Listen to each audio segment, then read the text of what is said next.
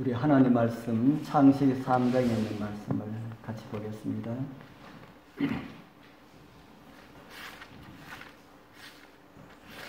창세기 3장 23절 24절입니다.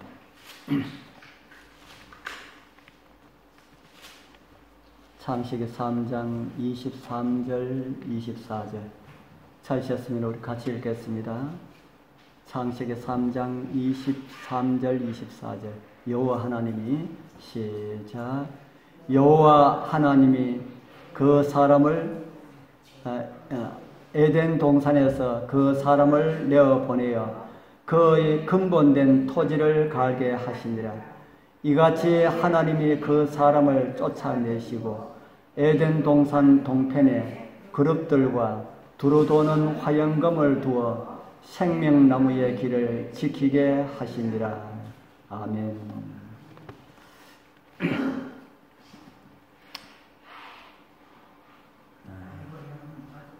오늘 말씀도 참 어려운 말씀입니다. 지난 시간도 제가 참 어려운 말씀을 제가 드렸는데 우리 성도님들 들으시고 좀 이해를 하셨는지 모르겠습니다. 예, 우리 집사람이 집에 가서 성경에 나와 있는 그대로만 이야기하지 뭐 그렇게 어렵게 이야기를 하고 설명하느냐고 그래요. 그래도 저는 저의 양심상 그렇게 드릴 수밖에 없었습니다. 생명과를 먹지 못하도록 우리를 쫓아내신 것이라고 생각하였는데 우리 지난번에 그 말씀은 우리의 생각을 완전히 뒤집어주는 그런 말씀이었습니다. 우리가 하나님처럼 된 것이 아니고요. 하나님께서 우리 중 한 사람처럼 되시어서 죄의 저주를 다 받으시고 우리를 끊어진 하나님의 그 생명에 연결시켜 주신 그런 사실들을 우리 창세기 3장 22절을 통해서 함께 나누었습니다. 하나님의 그 사랑의 그 크기가 어디까지인지 그 넓이가 어디까지인지 우리는 짐작할 수가 없습니다. 우리는 십자가의 의미를 다 이해를 할 수가 없다는 그런 말씀입니다. 다만 주어진 성경 말씀을 통하여서 희미하게나마 이해하고 믿음으로 받아들이고 주신 말씀에 순종할 뿐입니다. 우리 주님께서 오실 때까지 그런 마음으로 사셨다가 영광의 아침 그 생명 강가 정말 생명과를 먹을 수 있는 그 생명나무 곁으로 우리 주님께서 우리를 인도하실 때에 그곳에 우리 모두 다 참여하게 되길 기도드립니다.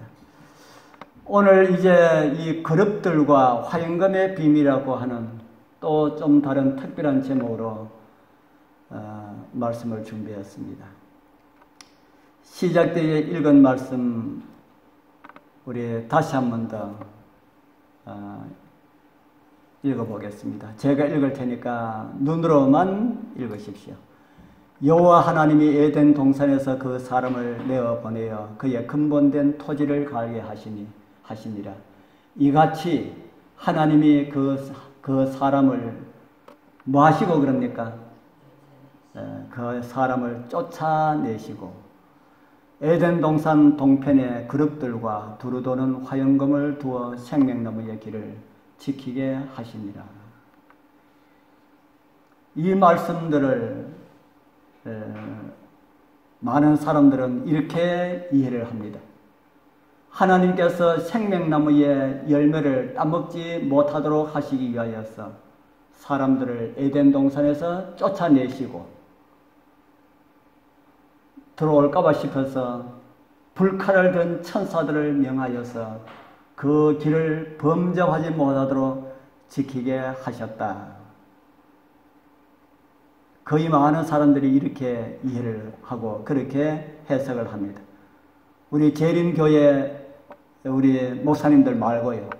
우리 재림교회 밖에서 수많은 개신교회 목사들이 거의 대부분 99% 이상 거의 대부분 그렇게 해석을 합니다. 우리 여러분들도 그렇게 생각하고 있었습니까? 아니 그러면은 그 말씀이 그렇지 않단 말인가요? 라고 하는 그런 생각이 들 겁니다. 저는 지난번에 22절의 말씀도 생명나무의 실과를 먹지 못하게 하려 하심이 아니라 우리로 하여금 생명나무의 실과를 주시고자 하시는 하나님의 마음이었다라고 하는 것을 우리는 그 전 말씀을 통하여서 그렇게 이해를 하였습니다. 오늘 말씀도 그러한 문맥 뒤에 주어진 그런 말씀입니다. 그래서 그렇게 우리가 이해를 한다면 이 말씀을 좀 더 자세하게 이해를 할 수가 있을 것입니다. 오늘 말씀의 주 요점은 그룹들과 화영금에 대하여서 분명히 우리가 이해를 하고 있으면 모든 문제들은 잘 풀려나갈 것이라 하는 생각이 듭니다.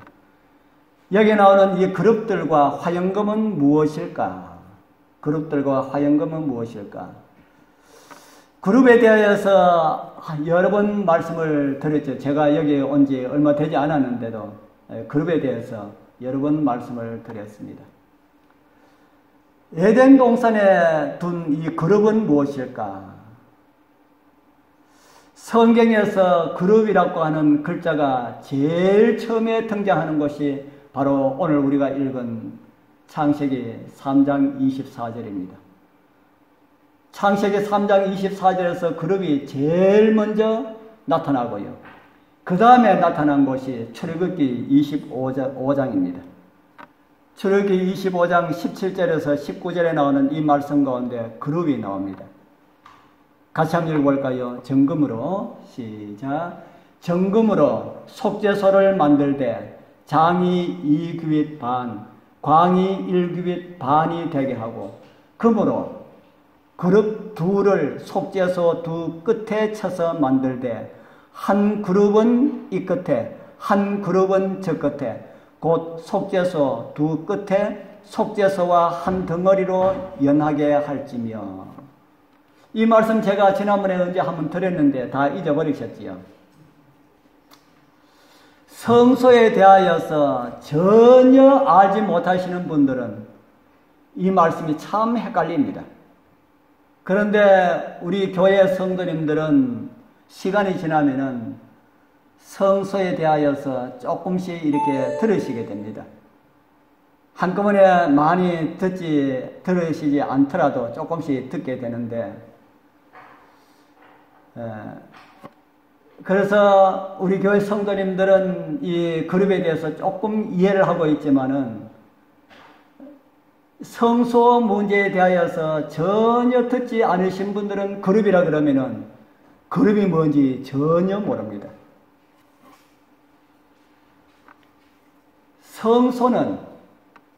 성소는 무엇일까?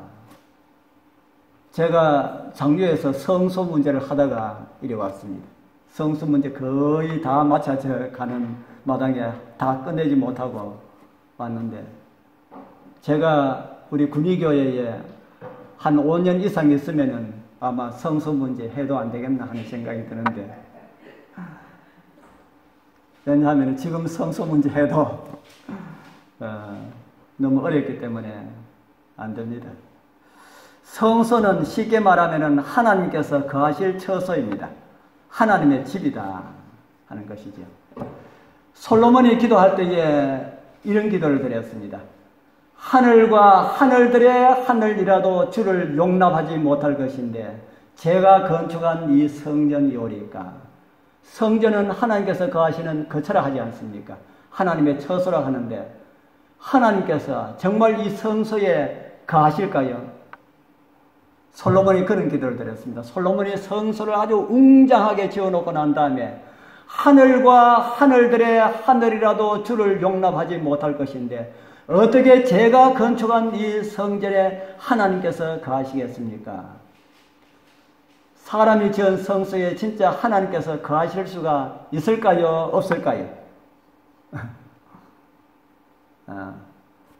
하나님께서 사람이 지으신 성소에 하나님께서 거하실 수가 있을까요? 없을까요? 생각을 제가 묻습니다. 예, 솔로몬이 그렇게 기도드렸습니다. 하늘과 하늘들의 하늘이라도 주를 용납하지 못하겠는데 어떻게 내가 건축한 이 성전에 하나님께서 거하실 수가 있습니까? 그러면서 그 성경절을 읽어보면 다만 하나님의 이름으로 불려질 따름입니다. 그렇게 이야기했어요. 이 성전도 마찬가지입니다. 이 성전도 하나님께서 거하신다는 것이 아니라 하나님의 이름이 이 성전에 있다는 겁니다. 하나님의 이름이 이 성전에 있다는 것을 가지고 우리는 표현으로 하나님께서 거하신다, 이렇게 우리는 이야기를 많이 합니다.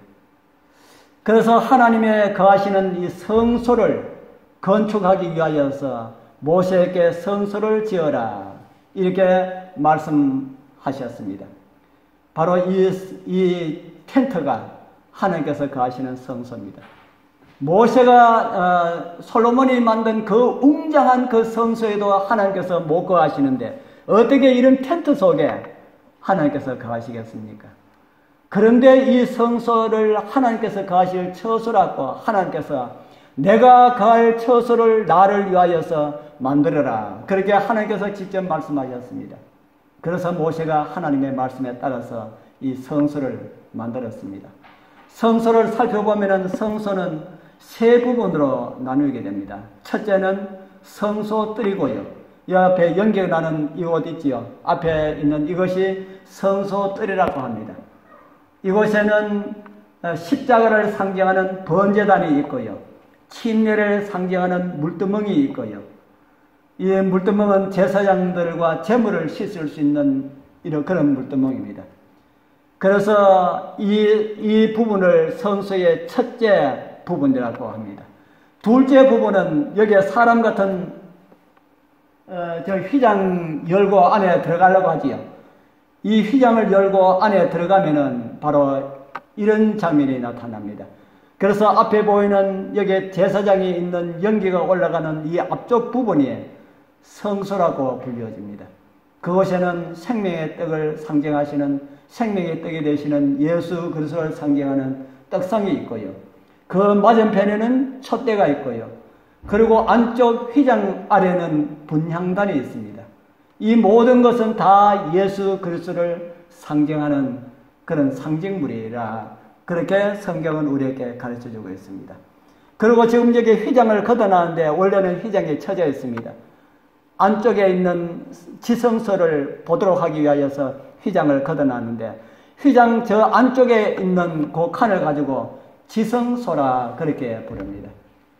성소, 지성소.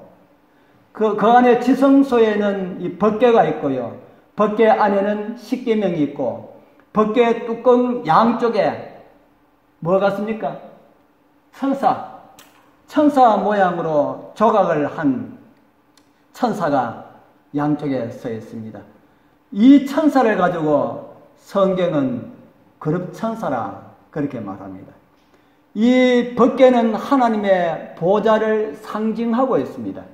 하나님의 보좌를 상징하고 있습니다. 이 두 천사 가운데 하얀 게 있는데 하얀 게 뭐처럼 보입니까? 하얀 게 이 화가가 뭐라고 그렸을까요? 하얀 거. 천사 가운데 하얀 거 있지 않습니까? 뭐로 생각하고 그랬을까요?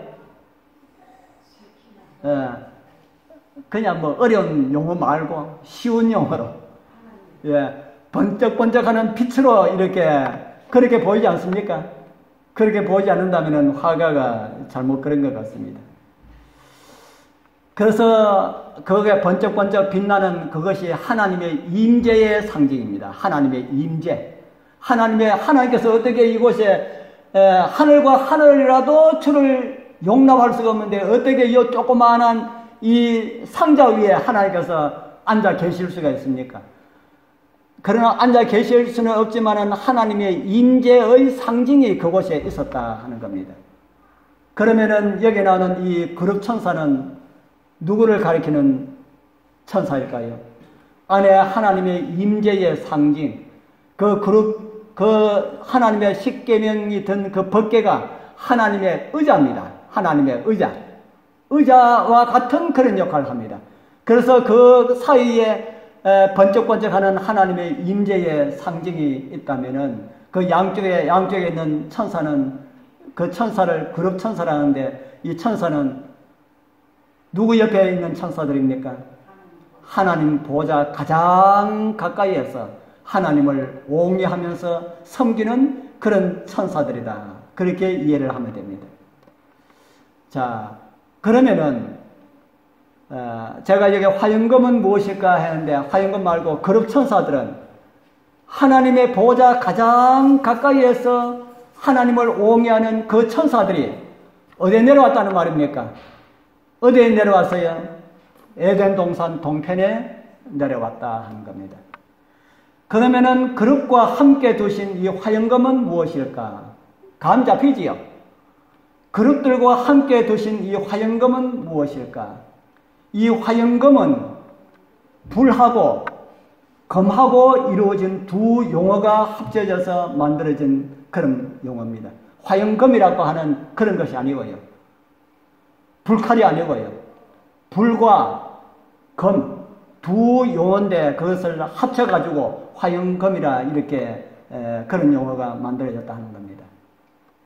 성소 안 그룹사에는 불이 있었고 칼이 있었습니다. 성경에서 칼은 하나님의 말씀을 상징하고 있습니다. 에베소 6장 17절에 보면은 구원의 투구와 성령의 검 곧 하나님의 무엇을 가지라 합니까? 하나님의 말씀을 가지라 하죠. 그래서 하나님의 말씀은 칼이라고 성경은 우리에게 가르쳐주고 있습니다. 그리고 화염을 우리말로 쉽게 해석하면 뭐가 되겠습니까? 화는 불이고 염은 연기입니다. 쉽게 이야기하면 불과 연기입니다. 하나님의 임재의 상징을 우리에게 가르쳐주고 있습니다. 신명기 4장 11절에서 12절에 보면은 성경 안 읽으면 잠이 옵니다. 우리 같이 읽어보겠습니다. 너희가 가까이 나와서 산 아래 서니 그 산에 불이 붙어 화염이 충천하고 유황과 구름과 흑암이 덮였는데 여호와께서 화염 중에서 너희에게 말씀하시되 음성뿐이므로 너희가 그 말소리만 듣고 형상은 보지 못하였느니라. 이 광경 어디서 일어난 광경을 말하는 것일까요? 어디서 일어난 광경일까요? 시내산에서 일어난 광경입니다. 시내산에서 지금 뭐하고 있습니까? 시내산 아래에는 누가 있었까요? 이스라엘 백성들이 있었고 시내산 위에는 누가 강림하셨습니까? 시내산 위에는 하나님께서 강림하시는 이 광경이 불이 붙어서 화염이 충천하고 이렇게 기록하고 있습니다. 하나님께서 임재하신 그 모습이 사람들이 볼 때는 산에 뭐가 붙은 것처럼 보였어요. 불이 붙었고 연기가 자욱하게 이렇게 끼어있는 이런 것처럼 보였다 하는 겁니다. 이 불들은 심판의 불을 가리킬 때도 화염이라고 하는 용어를 사용하였습니다. 민수기 21장 28절에 보면은 헤스본에 불이 나오며 시온의 성에서 화염이 나와서 모압의 아르를 삼키며 하나님의 심판의 불이 나올 때도 불만 나오지 않고 불하고 연기하고 같이 이렇게 나왔다. 그래서 심판의 불로 사용된 그런 모습을 우리에게 가르쳐 주겠습니다. 하나님께서 임재하신 그 불은 붙기는 붙는데 뭐는 하지 않습니까? 타지 않아요. 그런데 태우는 것이 있습니다. 뭐는 태웁니까? 죄는 태웁니다. 죄는 태우는데 죄 아닌 것은 태우지 않습니다. 그래서 시내산에 하나님의 임재의 상징이 불이 붙었는데 나무는 하나도 타지 않고, 그런데 나무도 타지 않는데 어떻게 연기가 그렇게 많이 일어났을까요? 나무도 타지 않는데 어떻게 연기가 그렇게 일어났을까? 사람 보기에 뭐처럼 보였어요? 사람 보기에 연기처럼 보였다 하는 것이죠. 불도 타지도 않는데 무슨 연기가 있었겠습니까? 구름이 자욱하였고 하나님의 영광의 그 빛이 너무 밝게 빛나고 하기 때문에 불이 붙은 것처럼 그렇게 보였다는 겁니다. 요 모습을 또 모세는 이렇게 기록을 하고 있습니다. 여호와의 영광이 시내산 위에 머무르므로, 무엇이 시내산 위에 머물렀다 그럽니까? 여호와의 영광. 아까는 화염이 충천하게 했는데 이곳에는 여호와의 영광이라 그렇게 말을 하고 있습니다. 이 말씀은 십계명을 주시기 위하여서 모세를 산으로 부르시는 그런 광경을 기록하고 있지요. 이 말씀에서 부른 영광으로, 연기는 구름으로 바꾸어서 그렇게 기록을 하고 있습니다. 이와 같은 것이 성소에서 나타났다 하는 겁니다. 성소에서도. 성소 위에 항상 뭐와 뭐가 있었을까요? 제가 여기에 기둥 둘을 그려놨습니다. 성소 위에 항상 낮에는 무슨 기둥? 낮에는 구름 기둥, 밤에는 불 기둥으로 항상 이스라엘 백성들을 인도했고, 이스라엘 백성들이 진치고 있을 때는 성소 위에 낮에는 구름 기둥, 밤에는 불 기둥이 있는 것을 모든 백성들이 보았습니다. 이런 임재의 빛과 구름은 성소 안에도 있었다 하는 겁니다. 성소 바깥에만 있었던 것이 아니고 성소 안에도 있었다.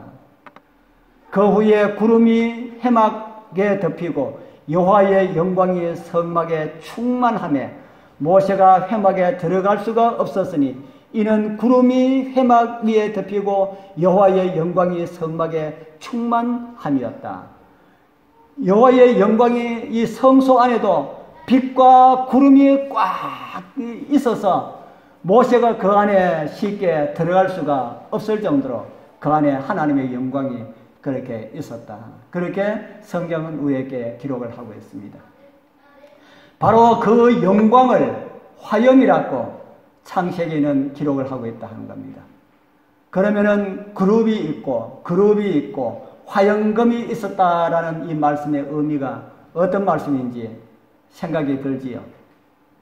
쫓겨나간 아담과 하와가 몰래 들어와서 생명나무의 열매를 먹지 못하도록 불칼 들고 지키고 있다는 이런 생각이 아직도 드십니까? 저는 창세기 3장 24절, 저는 성경을 읽으면서 제가 성경을 제 마음대로 번역한다고 해서 나무라지는 마십시오. 이 말씀을 이렇게 하면은 성도님들이 좀 더 이해를 쉽게 잘 할 수 있지 않겠나 하는 생각에서 저는 이렇게 번역을 해봤습니다. 밑에 있는 이 말씀요. 하나님이 그 사람을 쫓아내시고 에덴 동산 동편에 그룹들과 두루도는 화영검을 두어 생명나무의 길을 지키게 하시니라 라는 이 말씀을 제가 이해하기 쉽도록 제가 이렇게 적었습니다. 죄로 인하여 죽을 자식들을 살릴 수 없는 에덴에서 내어 보내시고 아버지의 거처가 자식들을 따라 나와 에덴 동산 동편에 세우셨다. 그리고 그곳에서 집 나간 자식들을 만남으로 생명나무의 길로 나갈 수가 있도록 다른 세력들이 접근하지 못하도록 지키셨다. 무슨 말씀인지 이해가 좀 됩니까? 아직도 잘 이해가 안 됩니까? 에덴 동산에서 아담과 하와, 하나님께서 아담과 하와 사랑했을까요? 미워했을까요? 선악을 알게 하는 나무의 실과를 먹고 무화과나무 불로 둘러있는 아담과 하와를 봤을 때에 하나님께서는 그래도 사랑하는 마음이 있었을까요? 괘씸한 마음이 있었을까요? 괘씸하면서도 사랑해요. 예. 그런데 우리 하나님께서는 괘씸한 마음은 하나도 없고 사랑의 마음뿐이었습니다.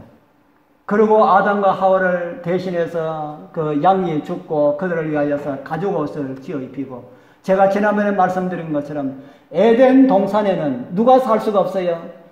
죄인이 살 수 없기 때문에 죄인이 살 수 있는 환경으로 아담과 하와를 내보냈습니다. 내보내는 아버지의 마음이 좋을까요? 슬플까요? 예, 안 되니까 아버지가 어떻게 하겠습니까? 아버지가 어떻게 하겠어요?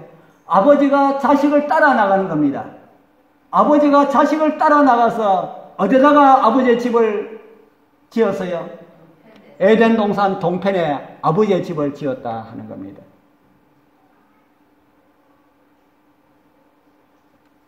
우리를 너무 사랑하기 때문에, 그래서 에덴 동산, 다시 에덴 동산으로 들어오는 길을 누가 막을까 싶어서 그 동산에 하나님께서 딱 지키고 아담과 하와가 못 들어오도록 막은 것이 아니라 다른 악의 세력이 아담과 하와가 에덴 동산으로 들어갈 수 있는 그 길을 훼손하지 못하도록 하나님께서 지키고 있는 그 모습이 창세기 3장 24절의 모습이다 하는 겁니다.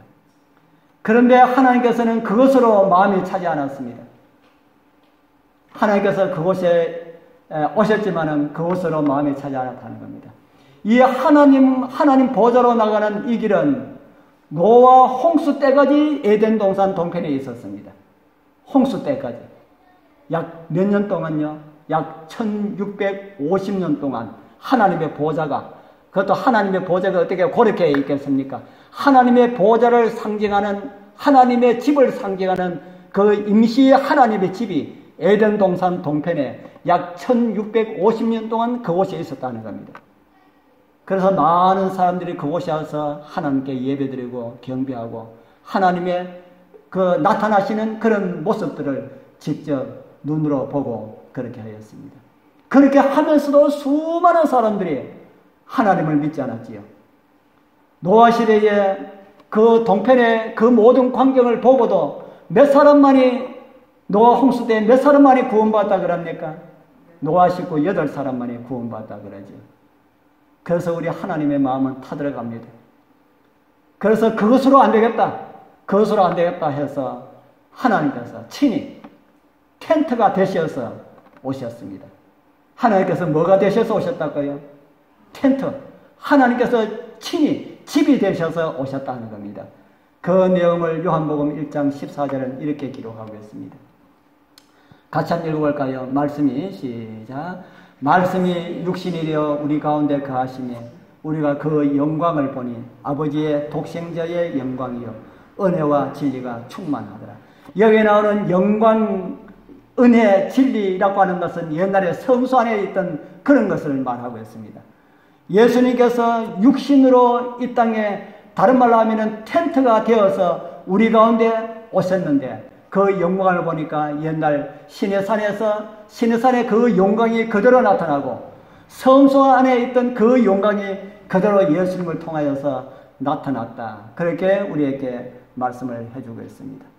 아담과 하와가 범죄하였을 때 그들을 위한 속죄 제물이 되겠다고 예수님께서 제안을 하셨고, 아담과 하와가 에덴을 쫓겨났을 때에 당신의 임시 처소를 그들이 매일 볼 수가 있는 에덴 동산 동편에 옮기셨고, 한 민족이 되었을 때는 민족의 중심에 자리 잡고 모든 사람들이 볼 수 있도록 밤에는 불기둥, 낮에는 구름기둥으로 함께 하셨고, 이제는 사람 되셔서 우리 중에 거하시기 위하여서 친히 그분께서 오셨습니다.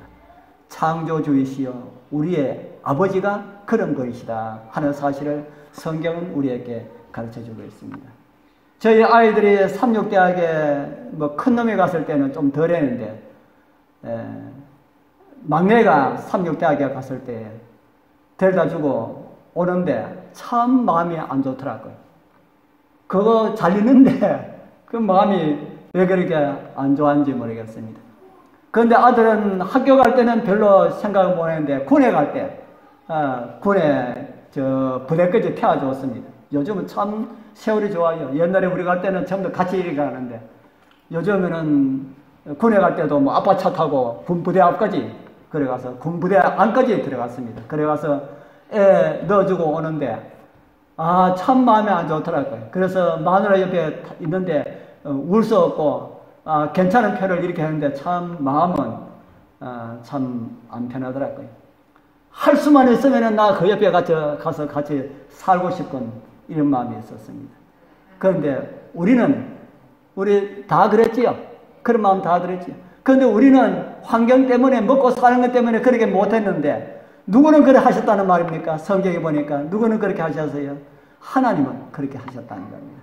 하나님은 자식 내보내고 에덴 동산 안에 하늘에 못 있고 에덴 동산에 따라서 아담과 하와 따라 나가서 그곳에 임시 처소를 만들어서 그곳에 계셨다 하는 겁니다. 이렇게 우리를 사랑하시는 우리 하나님께서 저와 여러분들이 멸망에 빠지게 된다면 주님 오시는 날 우리의 얼굴이 그분 앞에 보이지 아니하면 우리 하나님께서 마음이 어떨까요? 이렇게 우리를 사랑하셔서 따라 나가고 오늘 또 우리와 함께하고 우리의 마음에 가시겠다고 하는 그 하나님께서 오시는 우리를 구원해서 우리를 데리러 오시는 그날 저와 여러분들의 모습이 우리 주님 오시는 그날 보이지 않는다면 어떨까요?